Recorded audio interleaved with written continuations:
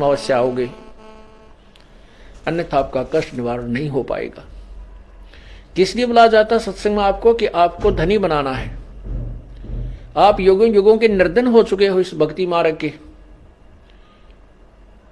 एक बार तो परमात्मा कबीर जी अपने कोटे से आपको राहत देता है, अपने कोटे से आपको देता है सुख, आपके दुख दूर कर देता आते ही। जिसकी सच्ची तड़प होती है और नियत साबित रहती है उसको आते सुख देता है। फिर आपको ज्ञान सुनाया जाता है कि ये 10-20 हजार रुपये मान ले किसी से ले लिए, 1,00,000 2,00,000, तो इससे काम नहीं बनेगा। आप अपनी कमाई कोई साधन कोई व्यवस्था करो ताकि आप साहूकार हो जाओ। तो यहां आपको बुला करके धनी बनाया जाता है। हम कितने निर्धन हो चुके हैं, हम कितना अपना सतर गिरा चुके हैं, ये आप अपना आप ही तुलना कर सकते हो, निर्णय ले सकते हो। आपको यहां आने से कितने पुण्य हो रहे हैं, आपके कितने पाप छूट चुके हैं। बीड़ी शराब मांस तंबाकू सबसे पहले छुड़वाया जाता है जो घोर पाप का कारण है। दूसरे आपको कहा जाता है किसी की सुई भी नहीं चुरानी है, किसी से रिश्वत नहीं लेनी है, ब्याज तक नहीं लेना है। ब्याज लेने वालों के नाश हुए देखे हमने, सर्वनाश हुआ देखा उनका। बिरान माटी टक्कर मार मार कर मरे, वो पागल होकर के मरे हैं। हमारे आंखों के सामने ऐसी स्थिति देखी उन लोगों की जो ब्याज लेते थे और बहुत महंगा लेते थे। आज से 50-40 वर्ष पहले 5 रुपये सैकड़ा ब्याज, हे भगवान, आज भी नहीं है 5 रुपये सैकड़ा, किसी बैंक में भी नहीं आज तक। और फिर उस व्यक्ति की क्या दुर्गति हुई हमने आंखों देखा था। पागल हो गया, टक्कर मारा, अपनी टट्टी ने अपने मुंह पर मारा, कुआं खा ले, बुढ़ापे में बुरा हाल होगा मरिया वो। तो परमात्मा यह कहते हैं कि ब्याज भी नहीं लेना हमने। इन ओछे हथकंडों से हम धनी नहीं बन सकते। धनी बनेंगे परमात्मा की रजा से। परमात्मा आपको इतना धन दे देगा आप सोच नहीं सकते। और कैसे दे देगा ये भी आप नहीं सोच सकते। कब देगा? जब आपकी नीत साबित हो जाएगी, आप में कोई दोष नहीं देखेगा, केवल उस परमात्मा से ही आपकी याचना होगी, अन्य किसी देव में आपकी आस्था नहीं रहेगी। फिर आपके घर में बरकत, आपके ऊपर आने वाली आपत्तियों को ऊपर के ऊपर टालना शुरू कर देगा। करेगा कैसे? जब हम पतिव्रता पद पर पहुंच जाएंगे।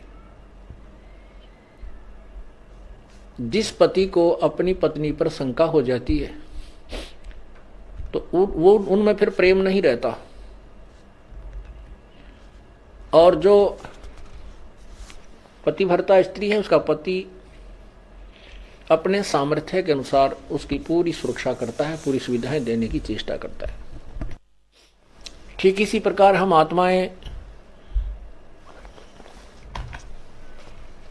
ठीक इसी प्रकार हम सभी आत्माएं उस एक ही परमात्मा की हैं, वो हमारा पति है,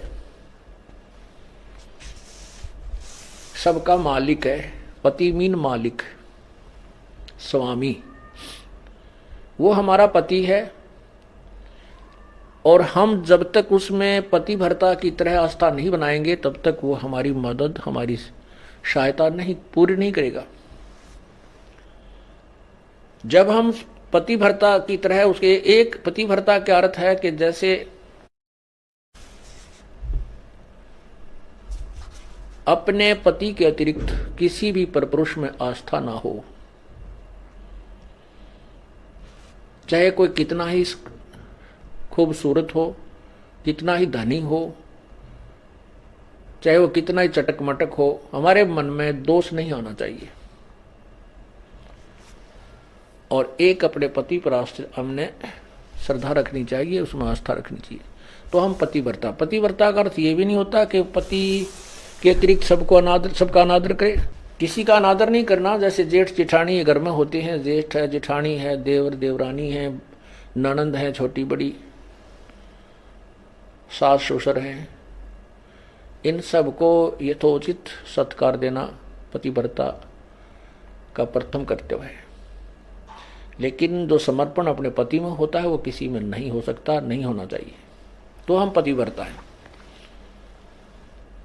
तो उस ऐसे ही जब हम कबीर परमेश्वर के चरणों में आते हैं, हमें ज्ञान होता है, तो हम अपने परमेश्वर के अतिरिक्त किसी के से अपनी मनोकामना पूर्ण की तरफ सपने में भी नहीं सोचेंगे, तो हम पतिव्रता है। ठीक है, हमारे कोई जैसे ब्रह्मा विष्णु महेश देवता ऋषिजन संतजन कोई भी हैं, आदरणीय हैं, लेकिन पूजनीय नहीं है।